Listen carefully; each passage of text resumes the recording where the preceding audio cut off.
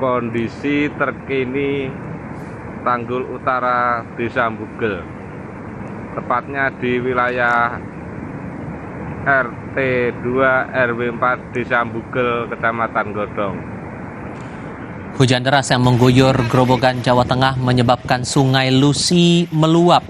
2 tanggul bendung kiri Klambu pun jebol. Tanggul sempat retak pada Kamis lalu hingga akhirnya jebol pada Jumat pagi. Panjang tanggul jebol mencapai 11 meter dengan kedalaman 4 meter lebih.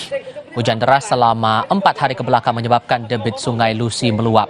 Jebolnya tanggul pun merendam permukiman dan sebagian warga mengungsi ke lokasi aman dari banjir.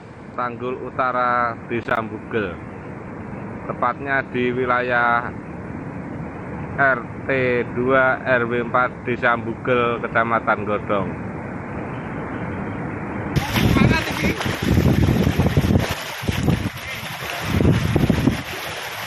Banjir. Ya sebetulnya kan kemarin sudah dibenahi. Ini kan jebolan yang kedua. Berhubung air dari Kali Lusi itu sangat deras, akhirnya melimpas ke tanggul-tanggul tersebut dan akhirnya tidak bisa membendung, tanggul akhirnya bobol. Yang terendam berapa rumah, Pak? Kalau sementara ini yang terendam ya adalah kalau 6 sampai 8 rumah Yang terdampak.